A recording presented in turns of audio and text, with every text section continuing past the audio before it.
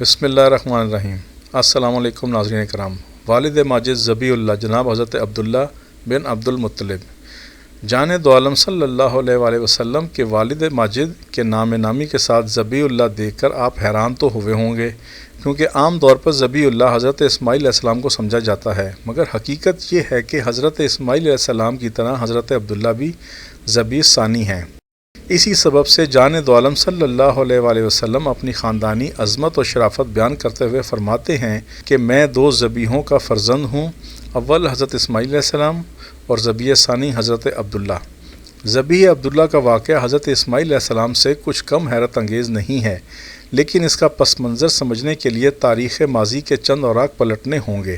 جب میراث ابراہیم اور اسماعیل کے وارث اعظم سرکار دو عالم صلی اللہ علیہ وآلہ وسلم کی دنیا میں تشریف آوری کا وقت قریب آیا تو ارادہ الہی ہوا کہ زمزم کو دوبارہ منظر عام پر لایا جائے اور لوگوں کو پھر سے اس مبارک پانی سے سیراب کیا جائے۔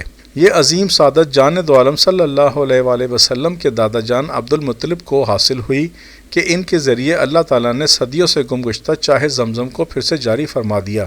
زمزم کی کھدائی کے دوران جب اہل قریش جان دو عالم صلی اللہ علیہ وآلہ وسلم کے دادا حضرت عبد المطلب سے جھگڑنے لگے تو انہوں نے اپنے بیٹے حارث سے کہا، جب تک میں کھدائی نہ کر لوں اس وقت تک تم ان لوگوں کو مجھ تک پہنچنے سے روکے رکھنا، تاکہ جس کام کا مجھے اللہ کی طرف سے حکم دیا گیا ہے اسے بہر صورت پورا کر لوں۔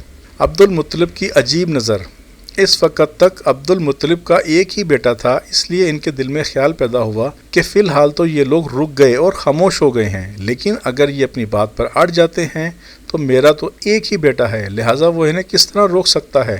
عدی بن نوفل نے تو آپ کو لاولد ہونے کا طعنہ بھی دے دیا، کہنے لگا، عبد المطلب آپ ہم پر ہمیشہ روب گانٹتے رہتے ہیں، حالانکہ نہ تو آپ کی اولاد ہے نہ ہی آپ کے پاس مال ہے، آپ تو ایک تنہا آدمی ہیں۔ واضح رہے کہ عرب معاشرے میں جہاں ہر آدمی کئی شادیاں کرتا تھا اور کثیر الاولاد ہوتا تھا، صرف ایک بیٹے کا ہونا نہ ہونے کے برابر سمجھا جاتا تھا۔ ایسے میں عبد المطلب کو اپنی بے سر و سامانی اور تنہائی کا شدت سے احساس ہوا اور اسی سبب یہ عجیب نظر مان لی کہ اگر اللہ تعالیٰ نے انہیں 10 بیٹے دیے جو جوان ہو کر ان کے دست و بازو بنے تو ان میں سے ایک کو وہ خانہ کعبہ کے پاس راہ خدا میں قربان کریں گے۔ افائے نظر کا مطالبہ۔ زمزم کے جاری ہونے کے بعد تقریباً 30 سال کا عرصہ گزر گیا۔ اس دوران عبد المطلب کو اللہ تعالیٰ نے مزید بیٹوں سے نوازا۔ اب ان کے 10 بیٹے تھے۔ ایک رات عبد المطلب سو رہے تھے کہ خواب میں کسی نے کہا، اپنی نظر پوری کرو۔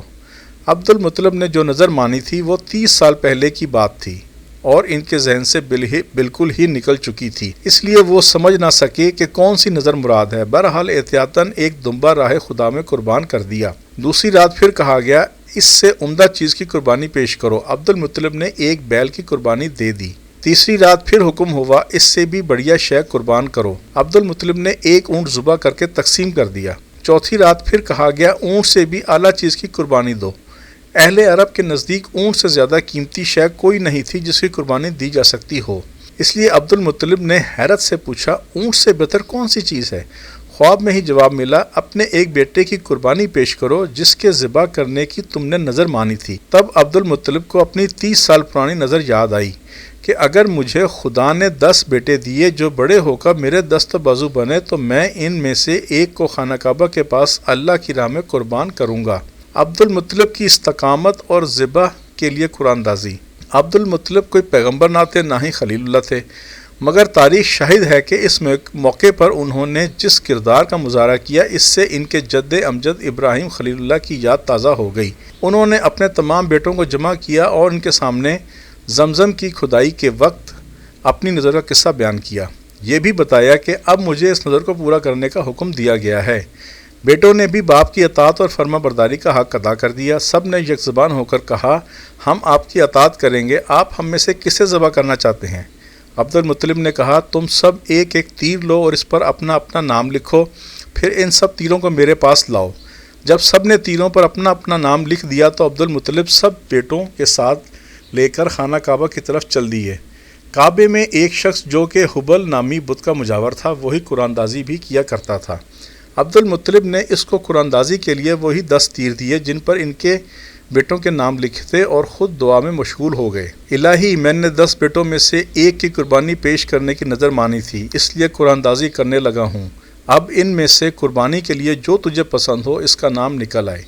عبد المطلب دعا سے فارغ ہوئے تو مجاور نے قرآن دازی کا آغاز کیا۔ سب نہایت بے تابی سے منتظر کھڑے تھے کہ جس کے نام کا تیر نکلے گا اسے اپنے آپ کو قربانی کے لیے پیش کرنا ہوگا۔ بالآخر مجاور نے تیر نکالا اور سب نے دیکھا کہ اس پر عبد المطلب کے سب سے چھوٹے اور سب سے لاڈلے بیٹے عبداللہ کا نام لکھا ہوا تھا۔ عبد المطلب نے ایک لمحے کا توقف کیے بغیر ایک ہاتھ میں عبداللہ کا ہاتھ اور دوسرے ہاتھ میں چھری پکڑی اور مذبح کی طرف چل دیے۔ ذبح کی کوشش اور لوگوں کی مزاحمت۔ عبد المطلب نے اپنے بیٹے کو ذبح کرنے کے لیے زمین پر لٹایا تو ہر طرف سے لوگ دوڑ پڑے اور حیرت سے پوچھنے لگے، آپ کیا کرنا چاہتے ہیں؟ میں اپنی نظر پوری کرنا چاہتا ہوں، عبد المطلب نے جواب دیا۔ نہیں عبد المطلب، واللہ ایسا نہ کیجیے۔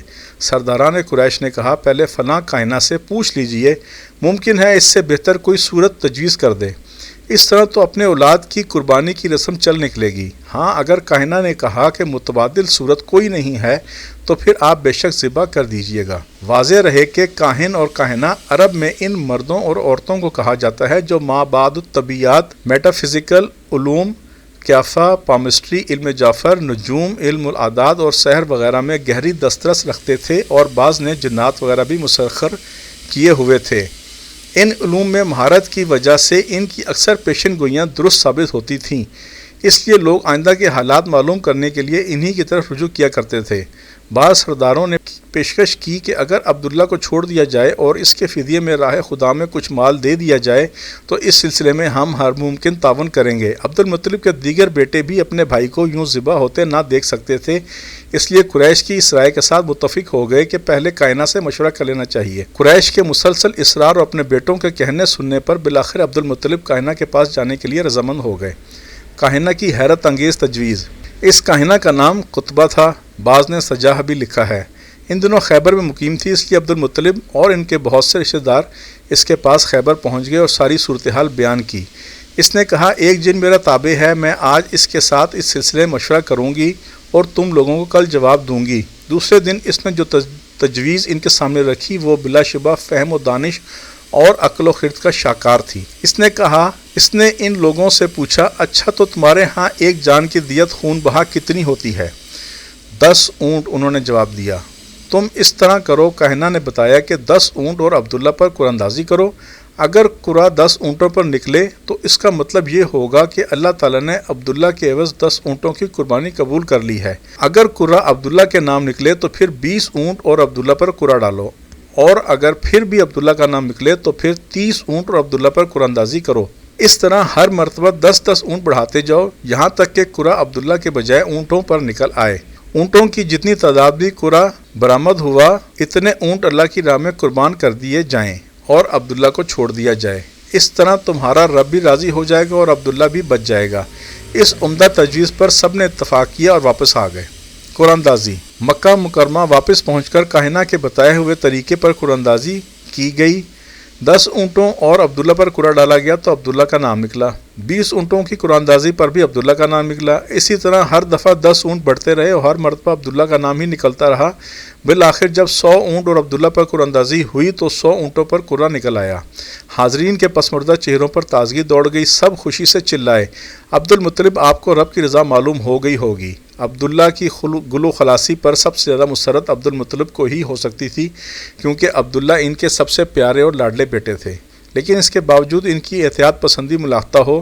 کہنے لگے، صرف ایک دفعہ 100 اونٹوں پر قرآن نکلنا کافی نہیں، جب تک مسلسل 3 دفعہ 100 اونٹوں پر قرآن نہیں نکلے گا مجھے یقین نہیں آئے گا۔ دوبارہ 100 اونٹوں اور عبداللہ پر قرآن ڈالا گیا، دوبارہ 100 اونٹوں پر نکلا، پھر جب 12 بھی 100 اونٹوں پر ہی قرآن نکلا تب کہیں عبد المطلب کو یقین آیا کہ اللہ تعالیٰ نے عبداللہ کے عوض 100 اونٹوں کا فدیہ قبول فرما لیا ہے۔ چنانچہ عبد المطلب نے 100 اونٹ ذبح کیے اور کھلی اجازت دی کہ جس کا جتنا جی چاہے گوشت لے جائے۔ گوشت اتنی مقدار میں تھا کہ انسانوں کے علاوہ گوشت پرندوں اور درندوں نے بھی خوب سیر ہو کر کھایا۔ ناظرین کرام، یہ ہیں وہ حالات و واقعات جن کی بنا پر مورخین حضرت عبداللہ کو بھی ذبیح اللہ قرار دیتے ہیں، اور جان دو عالم صلی اللہ علیہ وآلہ وسلم فرماتے ہیں، میں 2 ذبیحوں کا فرزند ہوں۔ ناظرین کرام، اگر ویڈیو پسند آئی ہو تو لائک کریں، سبسکرائب کریں، بیل آئیکن پر کلک کریں تاکہ ہم سب سرکار دو عالم صلی اللہ علیہ وآلہ وسلم کی ذات اقدس کے بارے میں زیادہ سے زیادہ جان سکیں اور نئی آنے والی ویڈیو کے بارے میں آپ کو مطلع کر سکیں۔ شکریہ، اللہ حافظ۔